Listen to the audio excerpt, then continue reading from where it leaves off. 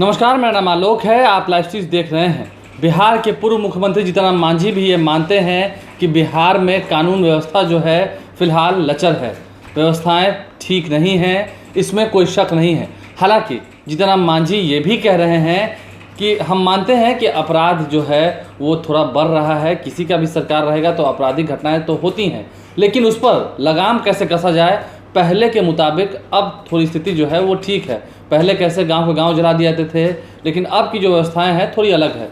क्या कुछ जीतन मांझी कह रहे हैं, कहीं ना कहीं उन्होंने ये भी कहा है कि फिलहाल लॉ एंड ऑर्डर की जो स्थिति है जिस पर विपक्ष सवाल खड़े कर रहा है वो कहीं ना कहीं बिल्कुल सही है। हो रही है, पदाधिकारियों की भी हत्या हो रही है, पदाधिकारी लोग प्रताड़ित हो रहे हैं, ये बात सही है। इसको हम ये नहीं कह रहे हैं कि लॉ एंड ऑर्डर बहुत अच्छी है, खराब स्थिति है, लेकिन उससे उभरने का काम भी सरकार कर रही है।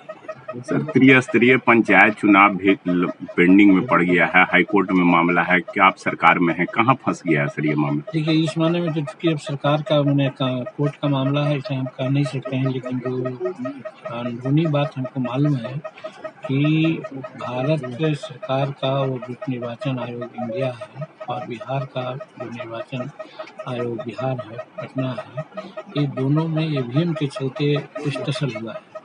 इनका कहना है कि एक ईवीएम से 6 प्रकार के चुनाव का मामला में हमको गड़बड़ी हुई, उसकी व्यवस्था नहीं हुई है, वैसी ट्रेनिंग नहीं हुई है।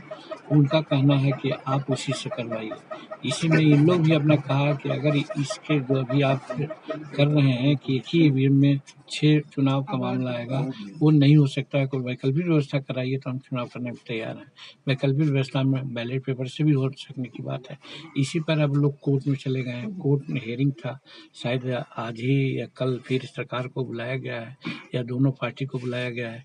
ये लोग क्या करते हैं उसके बाद निर्णय। ये बात जरूर है कि ये जो ट्रायंगल चल रहा है आपस में, इससे जो हमारा त्रिस्तरीय पंचायत का चुनाव था विलम्ब होगा। उसमें हम पहले ही कहा कि ऐसी बातें हो रही है, पदाधिकारियों की भी हत्या हो रही है, पदाधिकारी लोग प्रताड़ित हो रहे हैं, ये बात सही है। इसको हम ये नहीं कह रहे हैं कि लॉ एंड ऑर्डर बहुत अच्छी है, खराब स्थिति है, लेकिन उससे उभरने का काम भी सरकार कर रही है। सर, त्रिस्तरीय सर आउट ऑफ कंट्रोल हो रहा है विधि व्यवस्था। नहीं, देखिए, ये सब घटनाएं जो हो रही है, ये बात सही है कि इसको सराहा नहीं जा सकता है।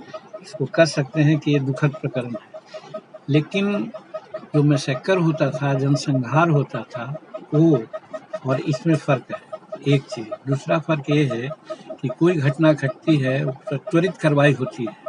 तो घटना एक बात है, कार्रवाई होना दूसरी बात है। तो पहले केसों में हम लोग देखते थे, 40 साल से राजनीति में हैं, इतना त्वरित एक्शन नहीं होता था कोई घटना होने के उपरांत। आप जहाँ आप समस्तीपुर वाली बात देखिए अरेस्टिंग हुआ है।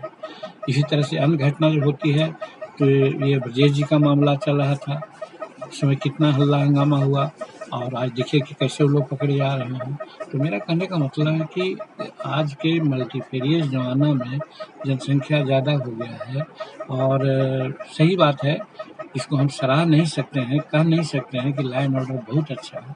हम कह सकते हैं कि लॉ एंड ऑर्डर की स्थिति अभी ठीक नहीं है, लेकिन सरकार को जो चाहिए कंट्रोल करने के दिशा में, वो बार-बार मुख्यमंत्री की बैठक बुला रहे हैं, और घटनाएँ घट जाती हैं तो फिर उस पर कार्रवाइयाँ होती है, कल फिर पकड़े जाते हैं।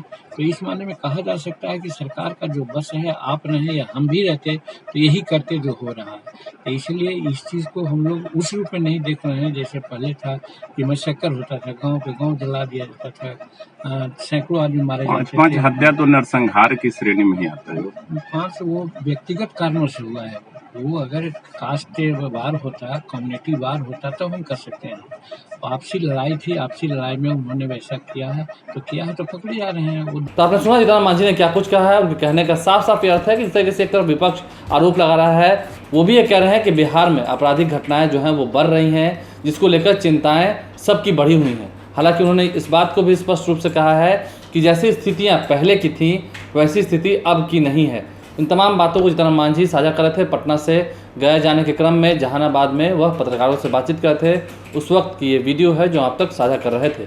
बहरहाल आप लाइव स्ट्रीम से बने हैं, हमारे चैनल को सब्सक्राइब कर लें, साथ साथ फेसबुक पेज भी लाइक करें। इसके अलावा ट्विटर हैंडल पर लाइव स्ट्रीम को फॉलो करें। धन्यवाद।